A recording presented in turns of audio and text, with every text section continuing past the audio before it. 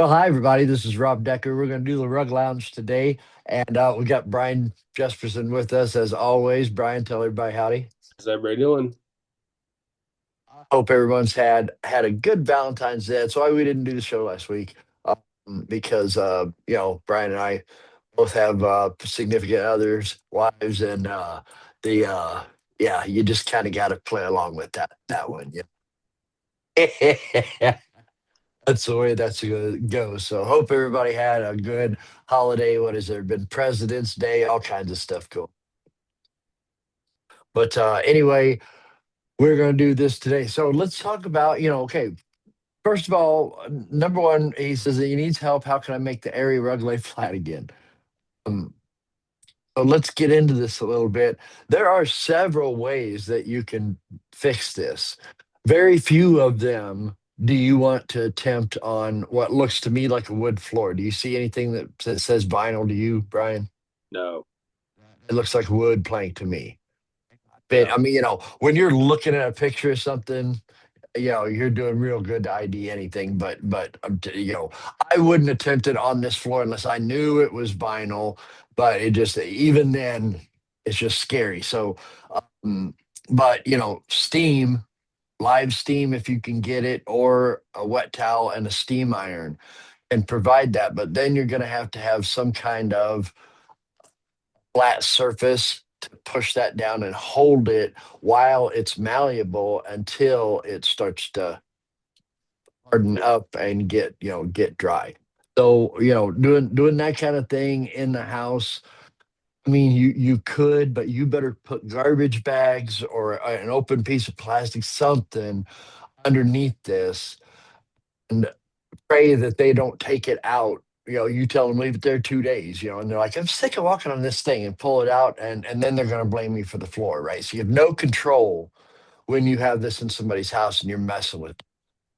And, Yeah. so I just, it's completely unadvisable to even try to do this. But let's get into blocking a little bit. You have tables that you can use as block out tables, Yeah. and I'm sure you've had to do it. So this is something. I mean, this it'd probably be like the second thing I would try.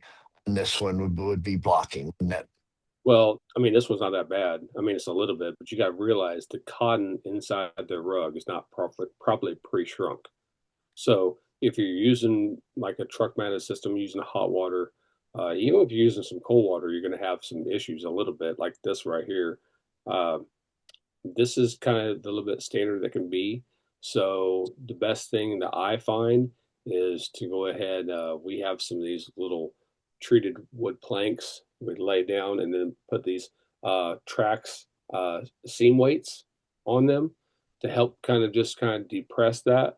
Or if you want to just use the seam weight, you can just make sure you groom that properly and then let that set. I like using those little wood planks I have because it depresses the pile, but not terribly, and it's easy to groom that right back. If you have certain rugs, you're going to have that kind of marking on there, but then you might need to block it. Like let's say it's a viscose rug, but a rug that's like this one should be pretty easily being. It should have been easy to take care of inside the facility before it comes back. And that's part of the yeah, reason you also say, 7 to 10 days. I know some people go 7 to 14 days, because during the drying process, you might have an issue like this. So exactly. And I don't want anyone to see it but me. yeah, because you don't want to sit there and have like issues. And I get calls on it all the time. I'm not kidding, but because people truck mount these rugs sometimes in people's homes, and they call and they say, "Hey, we have an issue of like these. It's like these buckles in our rug, but we don't know why." I mean, say, "Hey, can you just snap a picture and show me exactly what we're dealing with?" And I do, and most of the time it's this right here. It's you have a little bit of buckling that can also be formed sometimes if you roll the rug up and it's kind of laid flat. Yeah, instead of roll, it kind of lays that. Yeah, Try to we try to yeah. put rugs up on a tube, you get from the rug pad or carpet, roll that up. Uh, you know, it helps out a little better if you're rolling it up and putting it in storage, something like that. If you're transporting, it's way easier to pick up. But you can have issues that's like this, and we always make sure that before the rug goes back, we have a little quality inspection. This is one of the things on the checklist to look for. Is this right here? Absolutely. This right here is a very minor thing that can be taken care of real easily before it comes back. And when you install it inside somebody's house, man, unfortunately, I did see, what was it, a couple weeks ago, we talked about actually cleaning some rugs inside of a home. And I did see that somebody else had also made some posts saying, well, I've done a lot of successful rug cleaning inside somebody's house. And you know what? There's some guys that can do it sometimes. Yeah, good for you, man. Got to Good for you. realize, you got to realize that there are issues sometimes like this where that cotton it's not pre-shrunk inside there. And this rug may not have been washed before or cleaned before. Even if it was, let's say maybe somebody else didn't use as much heat. Even if you're using cold water, I see it. So people say, "Oh, I just turn my truck mount down." Well, hey, you know what? That's a good thing to do. But the bad thing of it is that you can have that issue, and it's easier to take care of that issue if you're inside your shop versus if you're uh, there inside. Yeah, and on site, right? That's yeah, on site is we really want to discourage that because and this is the thing, got to remember, customers are like everybody else. A lot of them do not like confrontation, right? So if it doesn't look right, and I'm gonna tear it apart here real quick. It needs grooming. Why would you clean furniture, clean a rug, and then put the furniture back on the rug? That doesn't make sense to me.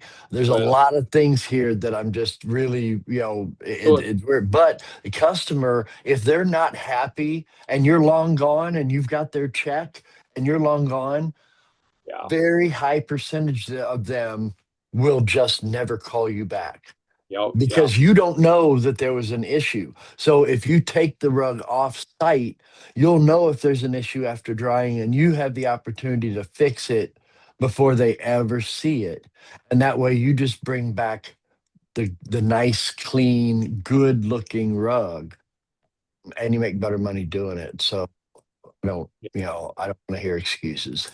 I mean, it could have plastic feet, and maybe they just put it right back on. Maybe it's that they just cleaned just the open traffic area part. I mean, first of all, I wouldn't take that chance. And another portion, why are you going to impede evaporation at all if you've cleaned a rug? And especially impede it in certain areas and not in others.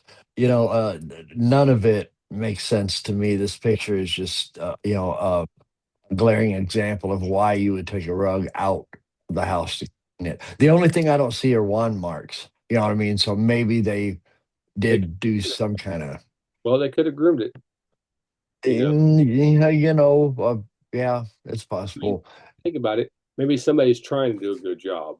Maybe Mm, they're trying to follow all the things. It's just unfortunately, I know, dude, I've been there, and I've never been there like this, but I've been there. Even I had a fliccati. Actually, it wasn't even fliccati. It was just a sheep hide that had pile like that high, and this rug was shipped to us. I never even met the person, and it had like 37,000 strands of dog hair on this in that hide that's like this. Let me tell you how hard this was to remove all the hair from that thing. And this isn't a big, gigantic job. And I'm like, what in the world is the deal? It's the worst thing mm. in the world when you can't pre inspect something before you take on the job, right? And even with the pictures, they would have sent pictures. I mean, who would have? I opened it up and I thought this was Bigfoot's hair on this rug. I mean, it's insane, right? I was like, holy crap, this is nuts. We get done, the rug is absolutely like perfect. But it takes us, I think we washed the rug like 3 or 4 times, conditioning the hide, making sure everything's perfect, no odors, no nothing. And then I checked it out. When my text checked it out, everything looks good.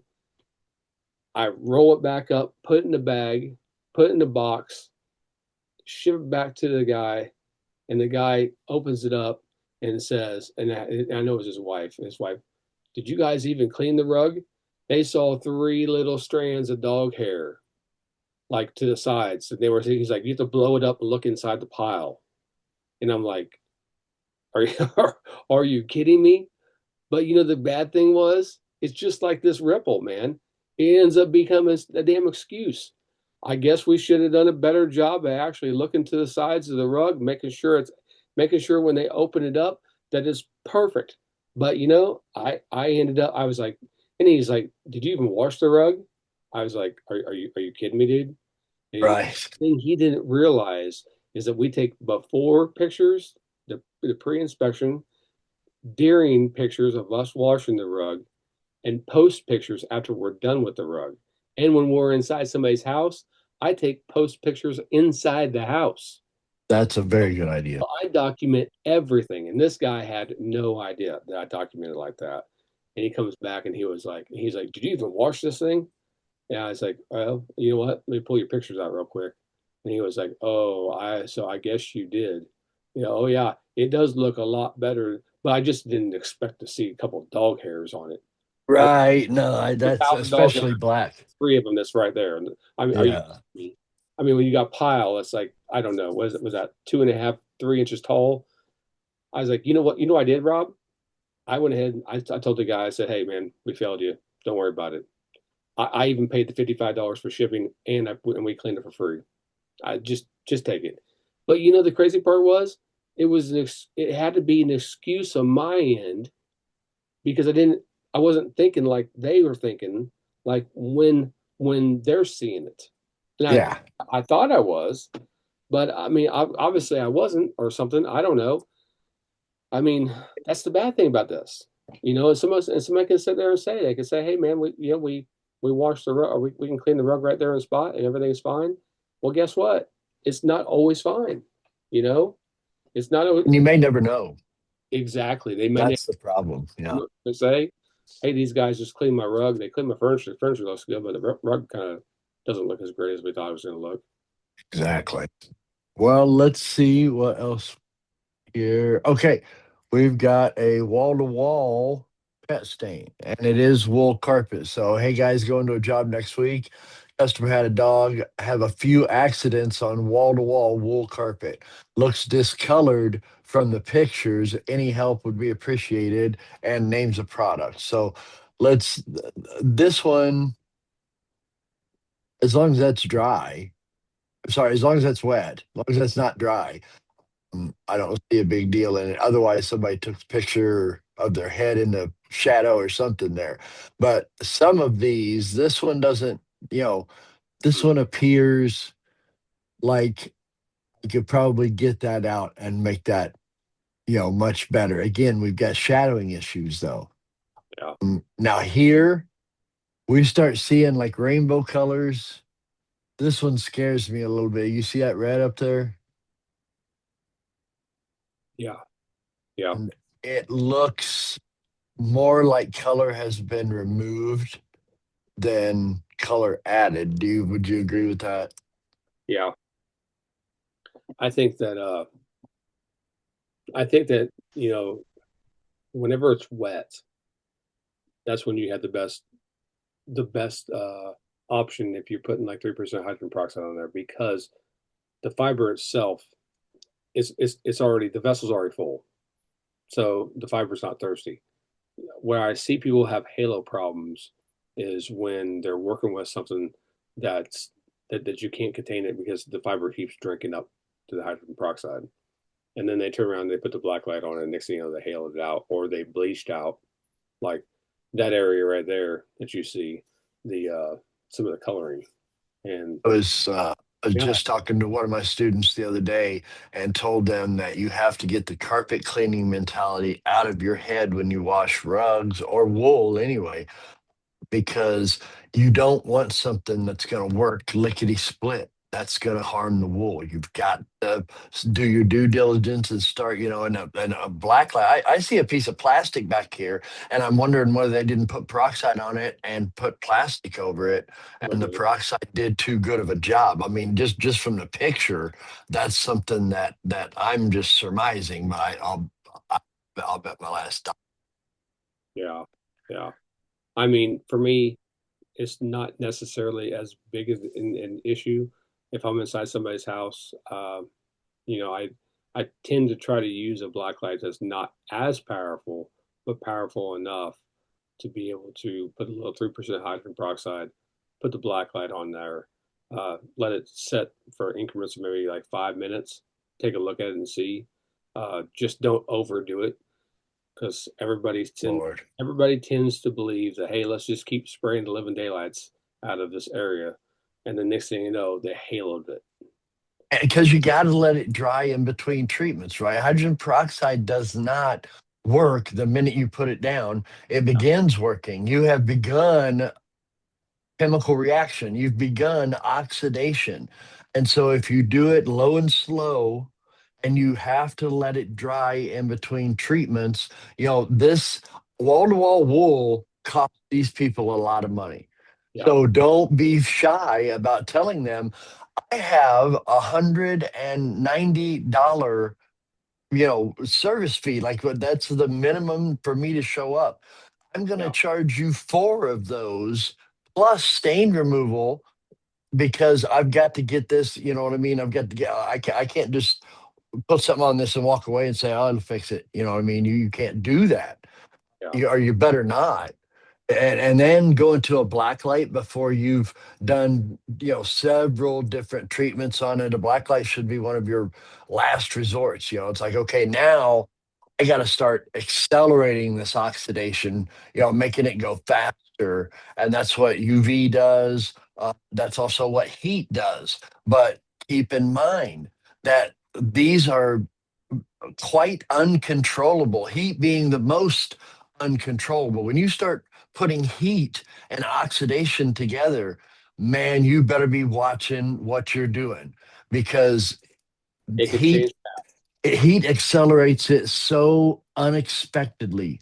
It just happens lickety split, depending on how much, what the heat you're using and stuff. So you increase your water by 10 degrees Fahrenheit for a while, something, I mean, there's things you can do, but putting a black light on a spot before you've tried something else and just like, I'm going to hit it, man, that's a carpet cleaner mentality. And you don't want that if you're going to be a good rug wash guy that's going to Yeah, come in and do this kind of, do a good job on a carpet like this. you want to get as much of that out of there as possible beforehand. I mean, try everything. But when after you've tried everything and it's not really kind of working out, that's when I'll pull out the black light and try to accelerate it. But just like you're saying, I mean, it can happen real fast. I mean, and you don't want to accelerate it too far. It's almost like dye stripping, right? Like, they say, hey, might get like 90, 95%, pull it back. It just depends on your rinsing. If you have a centrifuge, you're pulling out so much more. You're stopping the reaction. If you're using a rug sucker, and man, you might want to really stop about 90% for sure. Maybe Definitely. And 10%. and finish it up like Nate would say, finish it up in the sun. You know what I Yeah, mean? Let it dry in the sun if you have that capability because man, sure the it does. sun will touch that, just make that just go over the top. Yeah, Beautiful. I'm here to tell you though, use that sun, but use that sun like you're using UV light. Oh yeah, yeah, yeah, yeah. 15 minutes, you go check it. You know what I mean? Yeah, because it depends on what kind of day you've got, what kind of wind you've got, all kind of there's factors. But man, that UV light is a little more predictable than heat, but it's still an unpredictable thing when you add that into the mix of oxidation. I tell my customers all the time, don't let if I'm telling you to put hydrogen peroxide on a spot, don't ever let the sun light come through your window and hit this spot because in science when we talk about adding oxidizers together, 1 plus 1 doesn't equal 2. 1 plus 1 equals 8. it exponentially does a better job of oxidation whenever you combine two together. The oxidation plus an accelerant, heat, or UV light. And so you've got to understand that, and you've got to be careful, and you've got to have the time to go check it. If you're gonna do something that extreme, a natural fiber, you better have the wherewithal and the ability to be able to go and check this every 15, Yeah. maybe less, depending on the strength. But you honestly, know. Nate also has an advantage in a way. I don't know how windy it gets up in Grand Rapids, but the way his shop is, he's back there in the back, and he has that little cove behind his shop, and he has fencing and everything else. It probably Mm, isn't as windy. I tell you what, you do that stuff over here in Kansas and lay that darn thing out. Sometimes you'll have a flying carpet, yeah. or you'll have some red dust from Oklahoma blowing up. Right. Uh, Right into the rug you just cleaned. Yeah. yeah, I am not even kidding. Uh, just the other day, there were wildfires that was happening, and I mean, you just saw this just plume of just smoke coming this way, and also on top of that, there was also just dust flying in the air. I mean, it looked like you're down there in Phoenix and you got a haboo coming this way. I No was, doubt. I almost texted you actually to make sure everything was okay because I knew there was fires like right in your area. and it Was- really just out of nowhere, like all of a sudden there was just this black smoke and just this dust and everything just turned dark and you're like, what in the world is going on here, man? So, Well, this is a rug that you sent me. So tell us all about this. What happened? I'll try to flip through the pictures while you're talking. so client brought the rug in. Uh, this rug was stiff as a board. I'm not even kidding. We brought it in like a piece of plywood. She has 5 rescue dogs, and these rescue dogs just absolutely did not stop peeing on it. It was incredible how much pee was actually in this rug. And, we just had to carefully lay it into the wash pit, and we had to carefully just start rinsing and basically flushing the toilet, as Paul Lucas used to say.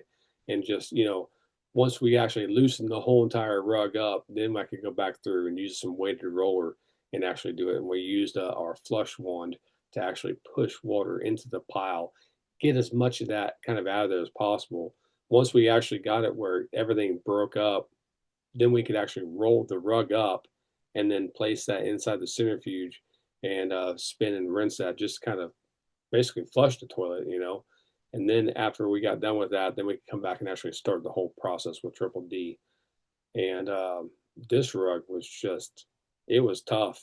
I mean, it was tough. A lot of that yellowing on there just did not want to, tone down as much as we wanted. I ended up having to use a black light at the end, but we finally were able to get the rug right. I mean, look at that, killing strip there towards the end. Exactly. It's purple. Like, it looks like a black eye. Dirty.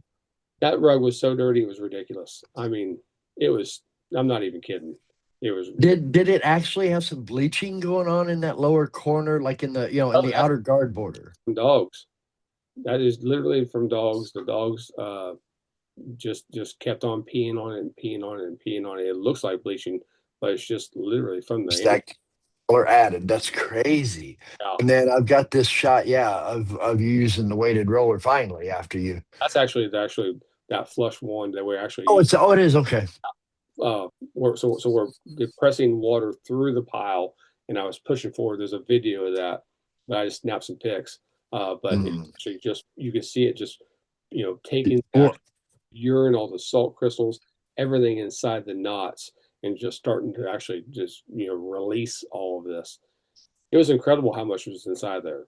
I mean, absolutely incredible. and that's good. One of the things that you need as a rug washer is an area that's white that you're going so that you can read that area like a book, like the rug sucker.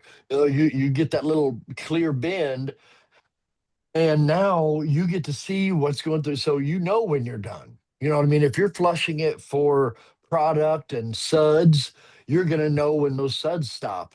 If you're flushing it for urine, you're going to know when that yellow is starting to run clear, and so something like this as well, you need, I talk to my urine people all the time about this, you need to be able to read it like a book. So when we have this kind of yellow coming out and pour it over on the right, it's like brownish yellow, right? Well, we know that that's concentrated.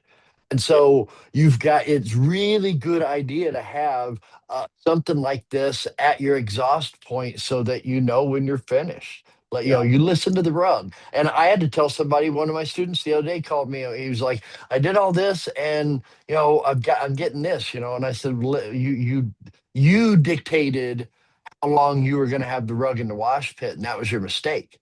He said, I've got to do this in 45 minutes because I got a job to go do. So, and you can't rush this. You have to listen to the rug. You don't get to tell the rug when yeah. you're done flushing it with urine. The rug tells you. That's true.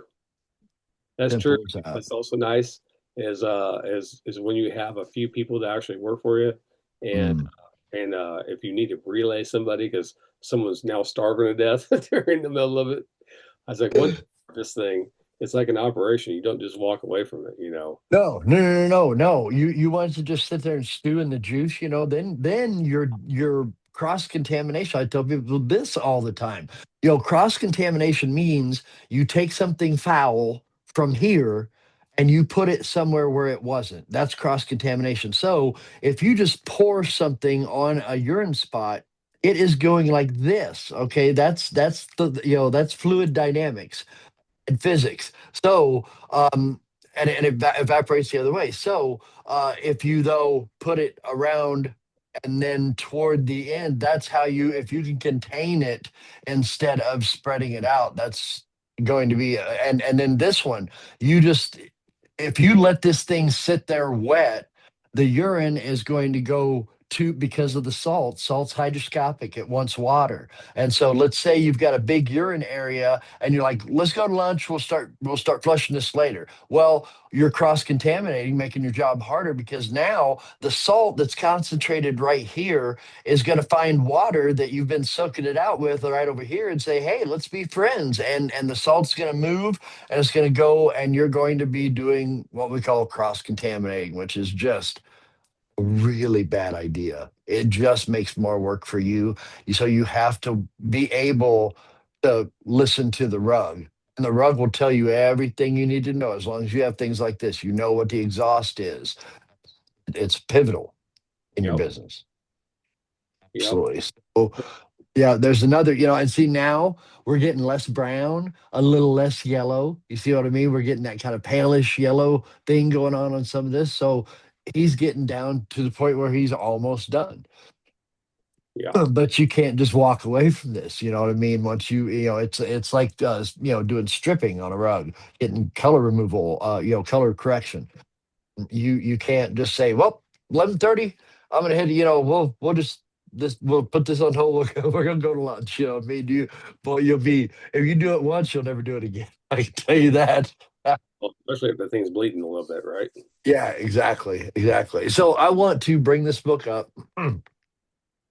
Everybody who washes rugs needs to read this book. You can get it on Amazon. It's like $20 or whatever, whatever. You know what I mean? You probably find used copies these days. But this is by Paul David Blanc. He's a doctor. So, and I believe that's right. I have to check it, the book at the shop. But this is the story about how they used to do viscose, because viscose has been around since the Civil War, so it's nothing new. Some of the processes that they use it are very nasty chemically, you know and so this is a book that I recommend everybody read, because if you think you don't like viscose now, wait till you read this and it'll make you hate it. And it just a good information to know.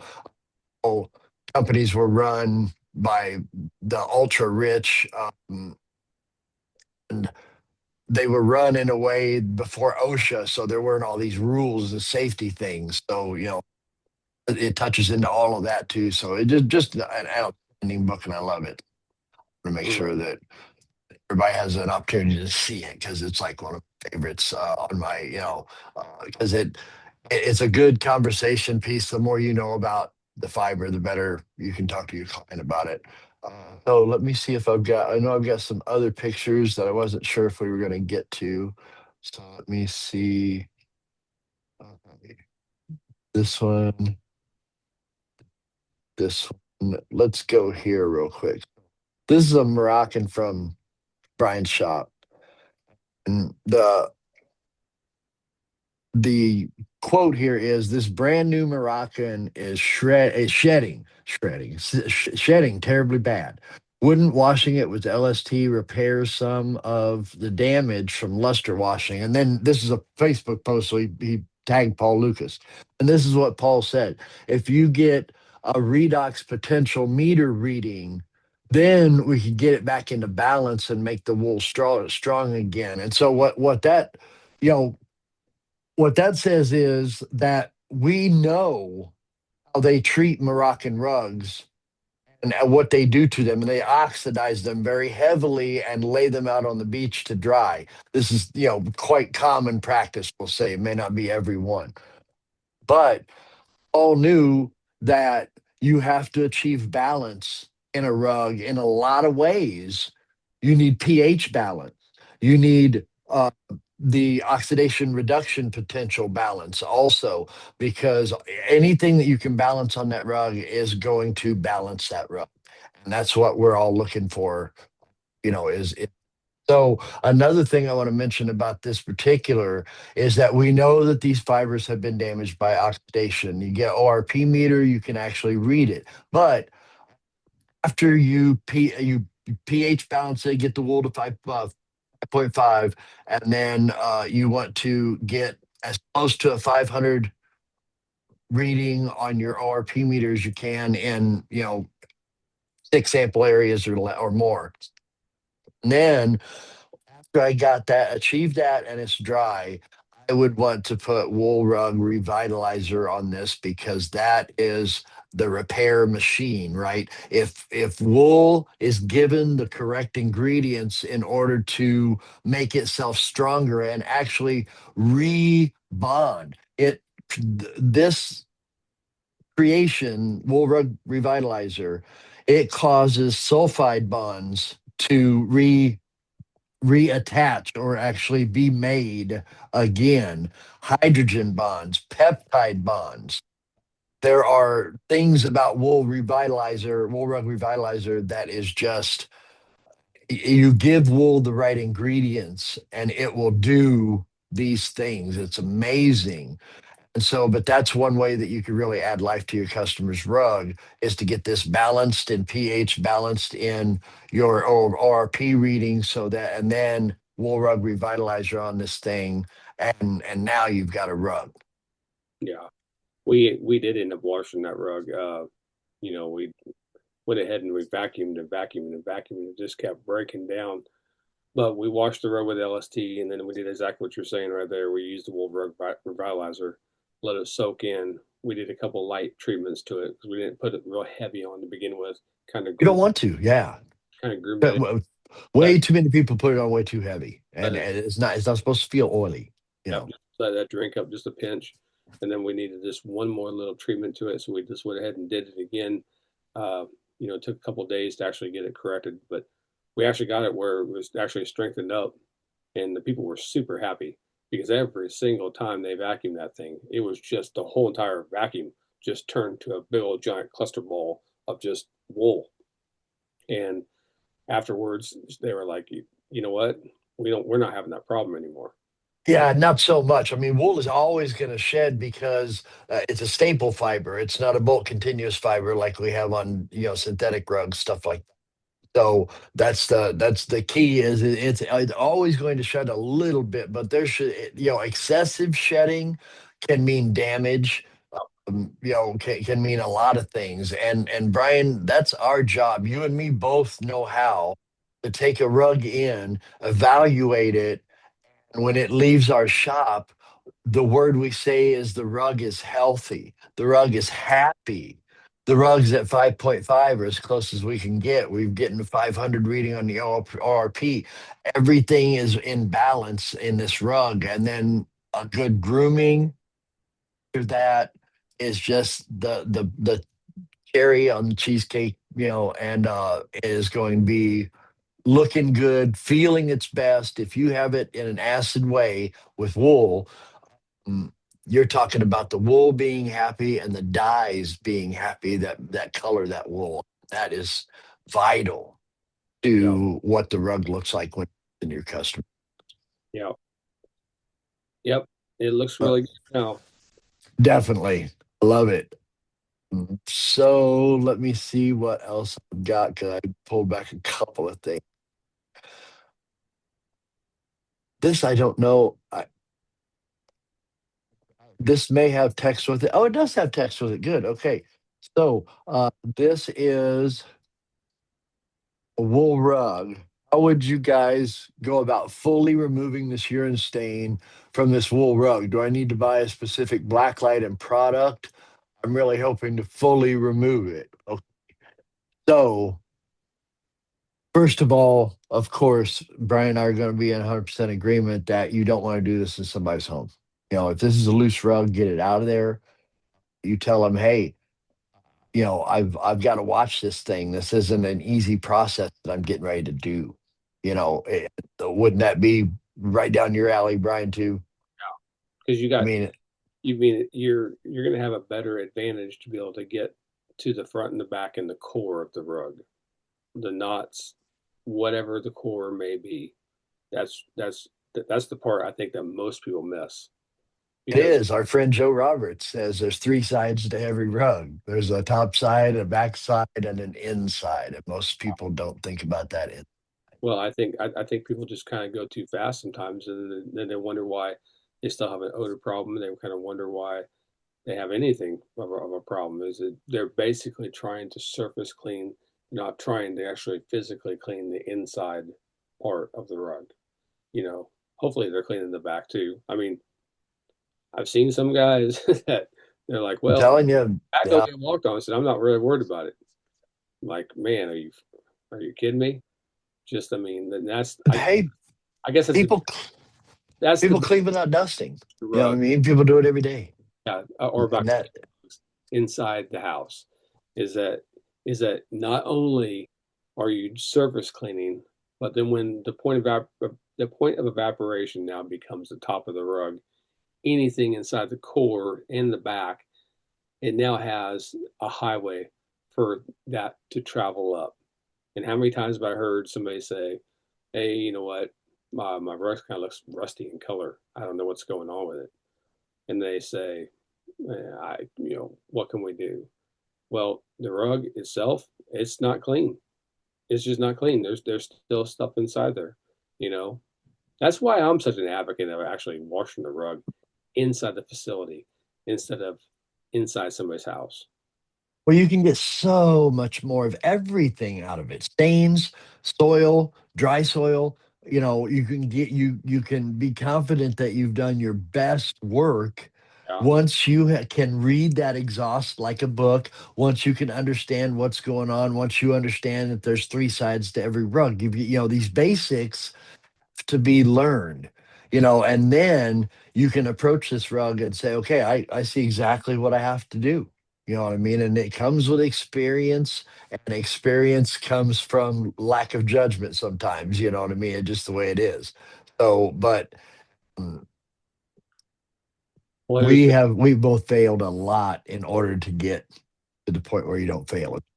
yeah. What here's the thing is if you're trying to achieve a soft rug in texture, uh, washing the rug and is 10,000 times better because then you will eliminate everything from wicking up, right?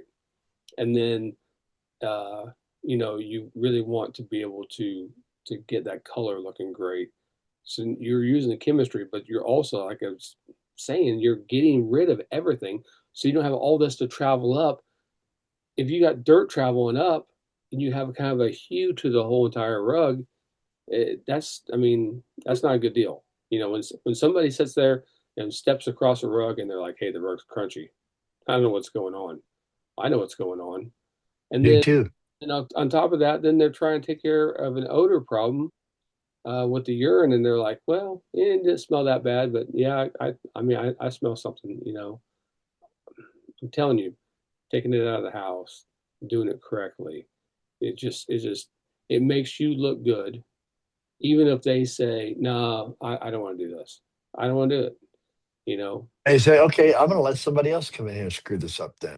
yeah, I don't think this would look good in my living room. You got to think about that. Every rug that comes in, hey, how's this going to look in my living room? If I really do something stupid on this rug, if something really bad goes wrong, and then you start doing your pre-inspection, well, and it gives you a lot of motivation. I think a lot of people sometimes they might actually think too, what are you going to do? Just roll this up and then lay it out and use your truck mount and run across. Right. What's the difference between using the truck mount right here in my house versus like doing the truck mount right there, right? Number one, dusting. Yeah. Can't dust it properly in your home. Don't see Period. those other steps not unless you show them. So, Exactly. is one thing I do. I actually show them some of the process that we're actually doing. Good videos. Yeah. And people see it and they're like, oh, okay. Now we understand how you're different than all these other people over here. Because I was like, hey, listen, I had somebody even call last week and they said, how much is that going to be? So it's like $600. It's like 595, right? And they said, man, we can get that done for half of off this other competitor. Well, you want to know something that kind of scares me about someone saying half? Number one, they're probably using carpet cleaning chemicals. Uh, Number two, they got to be just surface cleaning the thing. So, I mean, how good are you really getting it? And number three, is it really truly healthy afterwards? Are they even going to vacuum? I mean, is that for that kind of price? Do you have the time? Do you have the time to even just do a thorough vacuuming, northwest, east, south? You know what I mean? Do you have that time or not?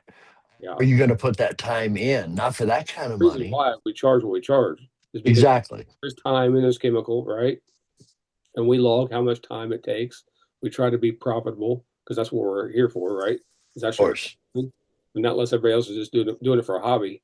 And you're just like, well, hey, you know what? I mean, some people do that. Some people say, hey, you know what? I can get 150 bucks out of this thing. I mean, I'll just run across it real quick. The problem is the Going to bite you. is after it's dry, and and what they do? They turn around and say, and we're not going to call this guy back. We're not going to call him. We stepped on. Yeah, and it's not like you hear they say, and you and I see it all the time on Facebook groups. What do they say? This rug browned out on me, they say. And you start asking questions and you find out that they didn't vacuum it, they didn't dust it, and they truck mounted it in the home.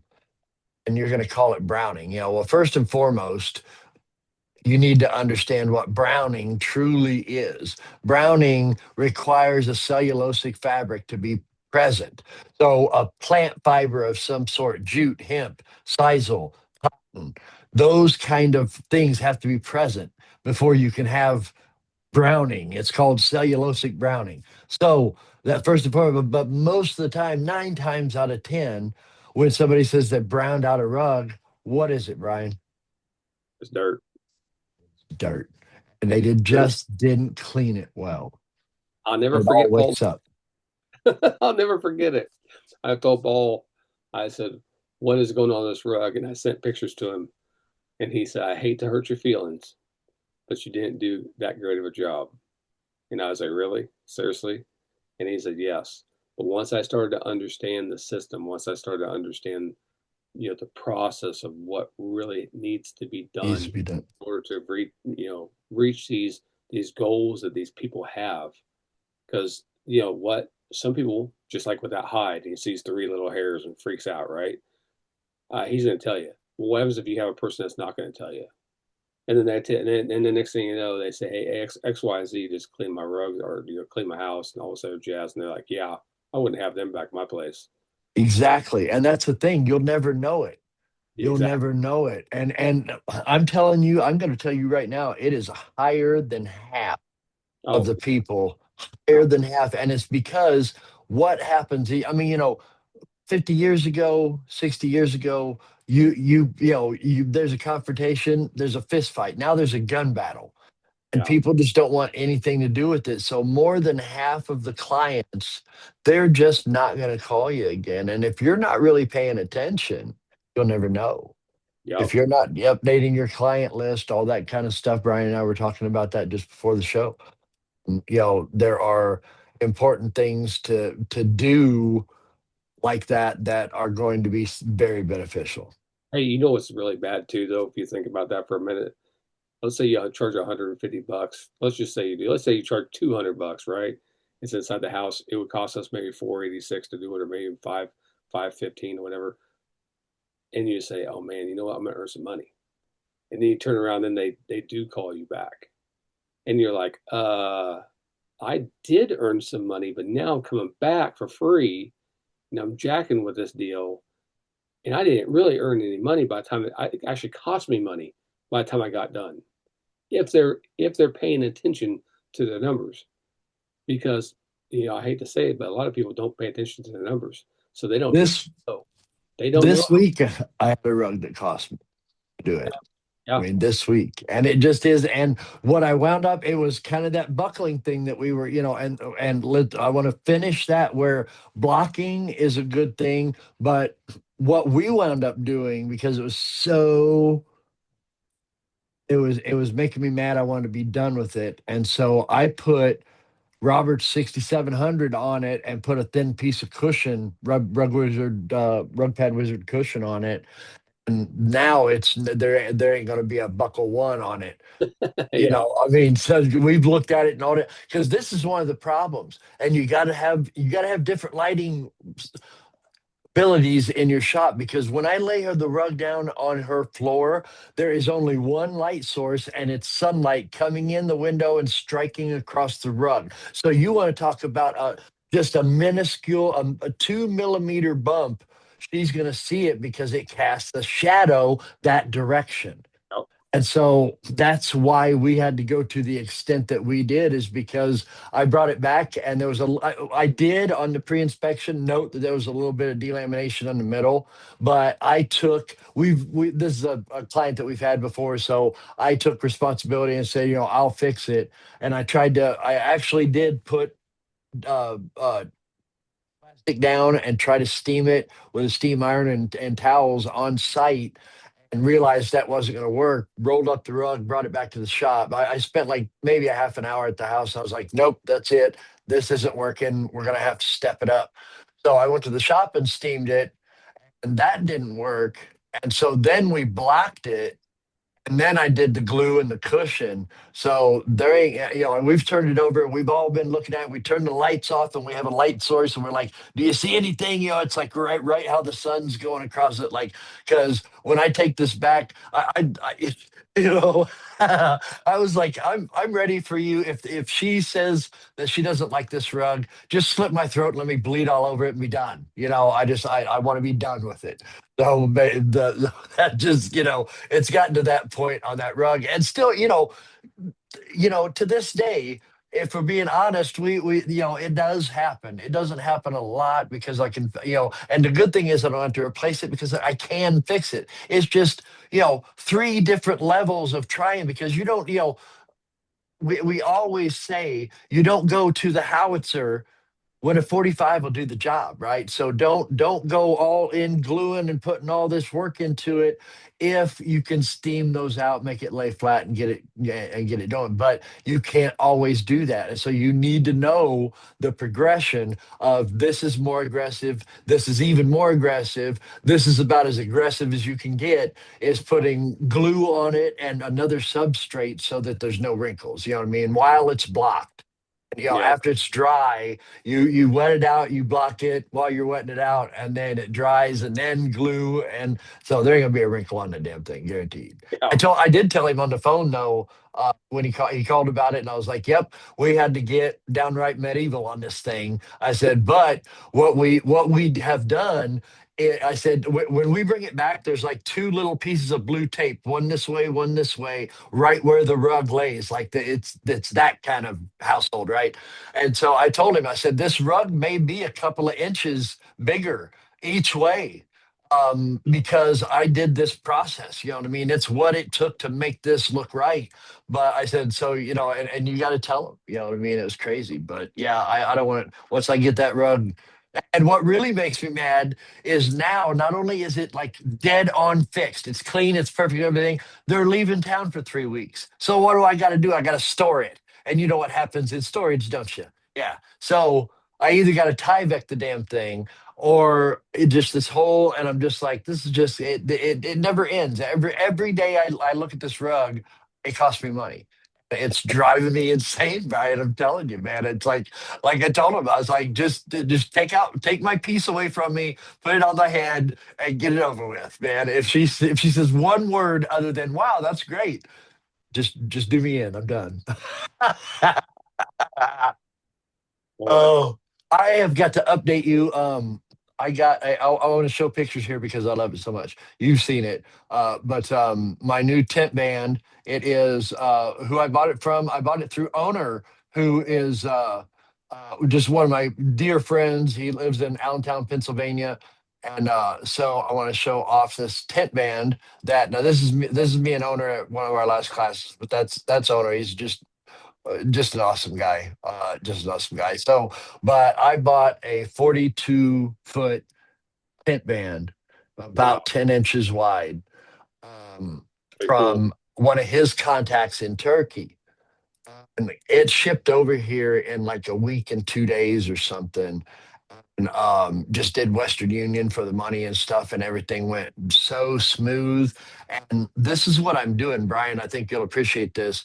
I have the Native American vestments that I showed you. Those are Oh, going to go around my Navajos, but this is big enough to go almost all the way around my finish area where we intake rugs, and the rugs are there for we need to deliver these and stuff like that. And then these are here for repairs and all that. And that's going to go almost all the way around. And what that is going to do is tie in the rugs that I have on my walls now, yeah, to everything. It's just going to be that last. Wow. And the stories about these tent bands are just amazing. I absolutely love them. Uh, if I think we've got time, Brian, you want to go into, what these are, you know, who makes these, what they're for, and this one's 140 years old. I mean, that's pretty it was 1880s is what he told me, and I well. believe every word of it. Yeah, I mean, you get the tent bands and you have the actual drapery, for like in the tents going Mhm. as you're walking in and out. Uh, you have the ceremonial pieces. Uh, you got all kinds of cool pieces that's inside there. Just kind of little decorative pieces. I have I think it's like a 20-foot tent band that's actually an Afghan, uh, hanging up there in my shop, going across that whole entire top. I think it's kind of cool. Uh, Yeah. you know, uh, Doug Heiferman has some pretty cool ones that he actually wears. Uh, but yeah, I mean, to me, they're more of a conversational piece in a way, right? Because somebody kind of sees it and they just they see it and they see it as art. Like, hey man, look at that, you know, And that's and the way I see it. This thing would never, this thing is going to hang the rest of its, yeah.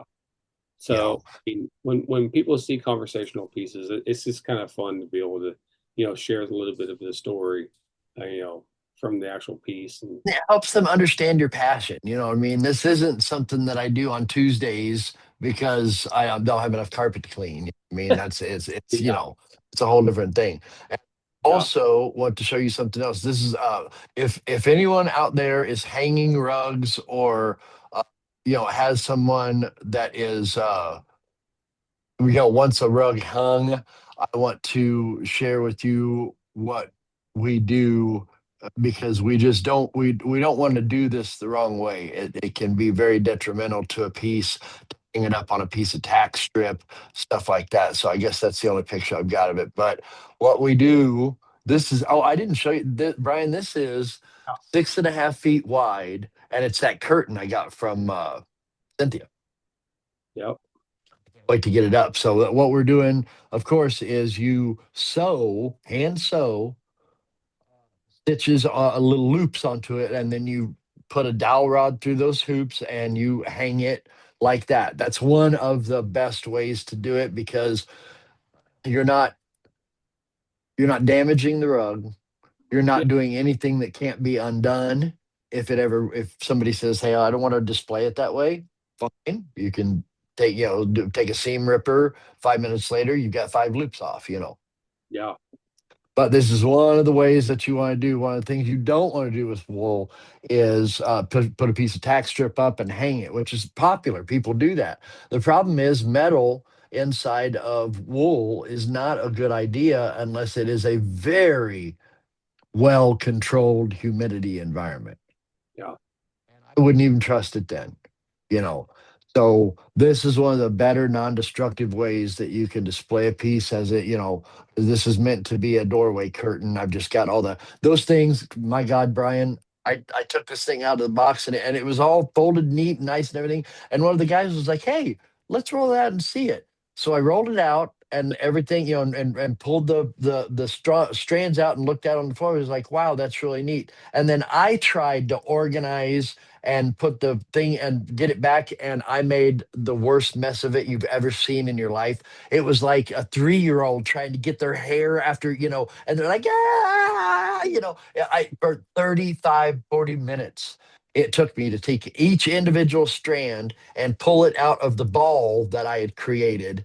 Wow. And I'm telling you, after that, if you see what I did is I've used zip ties very loosely, but I zip tie them together. Maybe you can see that. Yeah, there we go.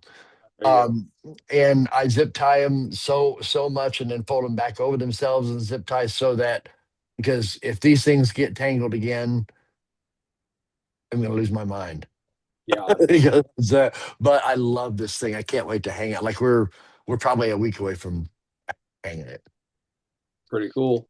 And the curtain is so tall that I don't have like you need a 10-foot ceiling to really display it well. So what I've got to do is I'm gonna the bar that's gonna hold it up, but then there's gonna be another bar that's going to be on the parts that come down, there are going to be two bars, and then on the other part there's going to be one, and I'm going to loop the curtain in and down from it so that it will hang shorter because I mean otherwise I can't display it. Yeah, yeah. So I'm it's just going to take a lot of work to do it. But oh my God, that this is like and it being from Cynthia, my son and my daughter-in-law are both into rugs. My daughter-in-law probably more, and I'm getting the grandkid into rugs. Showing him, and I'm like, this is going to belong to you one of these days, and I'm going to teach you how to take care of it. You know what I mean? And teach you, the people that made this and all of that and show him like weaving and stuff it's Very cool. well, let's get out of here. We have had a pretty good show. If anybody has any questions, of course we hang out on the Rug Lounge. That's a Facebook group, and that's where we hang out a lot, so that if you have any questions, anything like that. I'm a chlorine dioxide guy, so if you've got any questions about that, I'm the guy you want to talk to. um, we really hope, as always, we hope that we were able to help somebody by doing the show. That's what Paul wanted to do every week, and we want to continue that because Paul is, one of the most important people either one of us have ever known. Oh yeah. Um, So that's important, and we appreciate the support. We've gotten some likes and some comments, and keep it up and all that, and we will. So yeah, I guess I'm done. Brian, want to say bye to Well, everybody? And our oh, continuing legacy of Paul Lucas. So yeah, that's what we're doing. He he showed us. He showed a lot of people, and you know he reached out to us, and we helped him until the day he was gone. You know, so I don't ever want like anything that he's done just to vanish. Just like hopefully one day I end up turning this into something that's so much larger than myself, and it grows into something. And I want to make sure that I remember Paul through this whole entire thing. Because if it wasn't for him, I mean, I wouldn't even be here. Yeah, I mean, you may be washing rugs, but you may not be doing a great job of it. You know what Yeah, I mean? He is the kind of guy who would push you and say, "Are you satisfied with that?" You know what I mean? And it's not, he wouldn't say, "I'm not satisfied with that. This is what you need to do." He would ask you, "You satisfied with that? You like that? Okay, that's fine. Just want to know. Make sure that you didn't see anything you needed to do, or you don't need to groom it anymore, or and yeah, he was he was incredible. I mean, the amount of knowledge and the amount of time that he offered to like us. I mean, I met the guy back, like, I think it was 2006. I was sitting here washing rugs in my garage. I mean, I didn't know anything. I literally didn't. I'll never forget that American Saruk rug. And I was like, Paul, this thing won't stop bleeding. What is going on with this thing? Like, this is nuts, you know? I mean, to think where I went from there to where I'm at now, to in the next 5 years, see where I'm at. And then my you plan goes. Yeah. say, wow, you know, that's pretty, that's pretty crazy. Special, I mean, who has there been a whole lot of other people you can give those credits to? You know what I mean? Not really. Not in my life. Yeah. Oh, Not I in know. my life. I know. So, hey, we'll see everybody next week. So we'll see you till then. Yep. Have a good time this week, and we'll be on next week. See ya. All right, bye.